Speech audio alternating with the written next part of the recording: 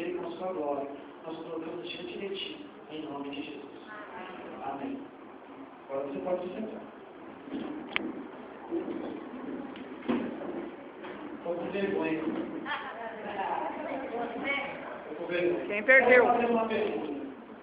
Adalberto, quem é Jesus para você? Aqui o irmão. Bom. Quem é Jesus para você? Jesus é a minha vida, é tudo que eu tenho agora.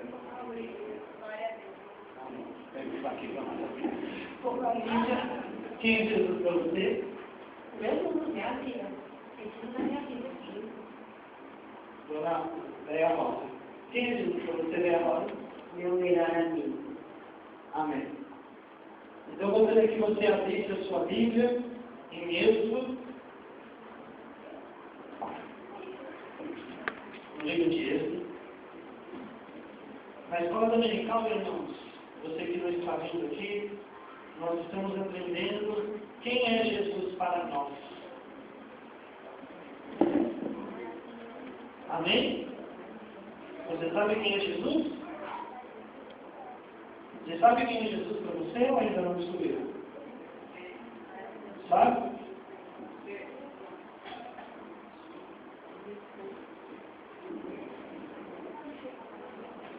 eu pegar minha cola aqui. É Êxodo 28.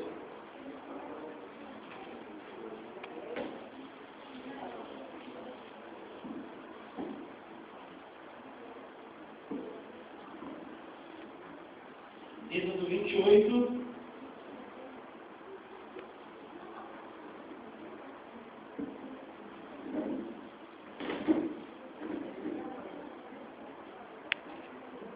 Perdão, 29. Perdoa não, Pastor irmão. Rafael, canta a dupla. Posso pegar essa? Êxodo 29, 20. Amém? E imolarás o carneiro, e tomarás o seu sangue, e os porás sobre a ponta da orelha direita de Arão, e sobre as pontas das orelhas direitas de seus filhos, como também sobre os dedos polegares das suas mãos direitas, e sobre os dedos polegares dos seus pés direitos, e o restante do sangue espalhará sobre o altar em redor. Pastor Egídio falou? Pergunta quem é Jesus para mim, lê o texto que fala sobre a unção dos dedos, dos polegares. Mas agora um minutinho aí. Quem tem mão aí? Levanta a mão aí. Tem? Quantos dedos você tem na mão? Sim. Em cada mão. Em cada mão. Cada mão, né? Alguém tem mais? Alguém parece que está careca, tem que ser dedo? Ah, tá. Ui. Então, abra aí em Juízes, capítulo 1. Capítulo 1, também está no Velho Testamento. Eu vou falar com você hoje sobre a nossa identidade com Cristo. Você sabe quem é Cristo na sua vida? Sabe? Tem gente que não sabe. Você sabe quem é Cristo na sua vida? Amém. E quem é você em Cristo? Você sabe? Sabe quem é você em Cristo? Juízes, capítulo 1.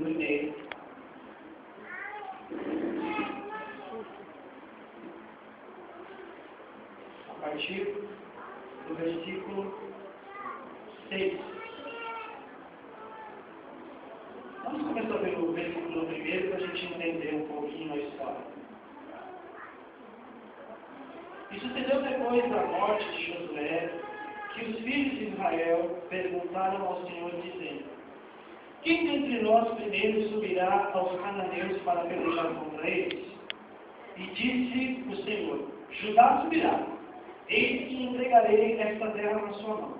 Então disse Judá a Simeão, seu irmão: sobe comigo a minha herança, e pelejemos contra os cananeus. E também eu contigo subirei a tua herança. E Simeão partiu com ele. E subiu Judá, e o Senhor entregou na sua mão os cananeus e os filisteus. Feriram eles em Bezeque a 10 mil. E acharam Adoni-Bezeque em Bezeque, pelejaram contra ele e feriram os cananeus e os filisteus. Porém, Adoni-Bezeque fugiu, mas o seguiram e prenderam-no e cortaram-lhe os dedos polegares das mãos e dos pés. Então disse Adoni-Bezeque: 70 reis com os dedos polegares das mãos e dos pés cortados apanhavam as migalhas debaixo da minha mesa. Assim como eu fiz, Deus me pagou, e levaram-o a Jerusalém e morreu ali. Então, irmãos, nós acabamos de ler no livro de Êxodo da unção que Deus falou para Arão, que era sacerdote da tribo de Levi. O Senhor havia escolhido aquela tribo para homens ministrarem ao Senhor, cuidar das coisas da casa do Senhor, e separou esses homens como sua herança. E nesse texto acaba de ser relatado que Josué, um homem que andava juntamente com Moisés, e Josué havia acabado de morrer, e de repente o povo de Israel saiu em uma batalha, e encontraram no meio dessa batalha um homem chamado Adoni-Bezeque. Você está anotando ele? Então anota aí, por favor. Adoni-Bezeque quer dizer Senhor dos relâmpagos. Anota, porque um dia eu vou dar aula na escola dominical e vou perguntar para você sobre esse assunto. Adoni-Bezeque quer dizer Senhor dos relâmpagos.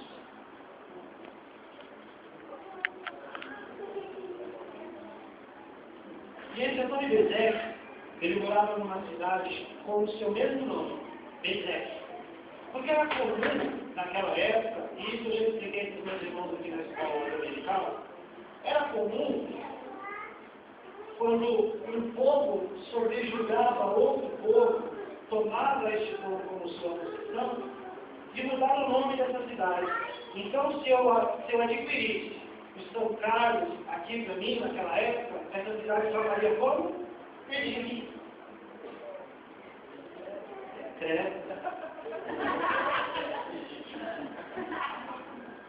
Mas graças a Deus eu já fui curado do meu trauma, do meu nome, e hoje já meu nome. Até que eu descobri que o meu nome significa escudo de Deus. Desculpa, tá? Então, Bezeque quer dizer terra de calamidade, terra de sofrimento, terra de prisão. E esse Adoni-Bezeque tinha essa característica. Você viu agora no relato que ele acabara de pegar 70 reis, homens poderosos, e havia lhe cortado o dedo do polegar. Para que serve o dedo do seu polegar? Serve para alguma coisa? Então fala aí, ajuda aí, legal. Para segurar? Deixa eu ver se dá para segurar.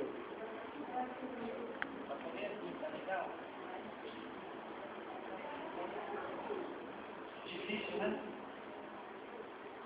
E aqueles homens usavam o polegar para segurar o seu instrumento na batalha, que era a espada. Sem polegar, nós não temos apoio. Então, Adoni-Bezeque ele fez uma coisa espetacular, que eu posso dizer. Espetacular. Não, espetacular não é demais.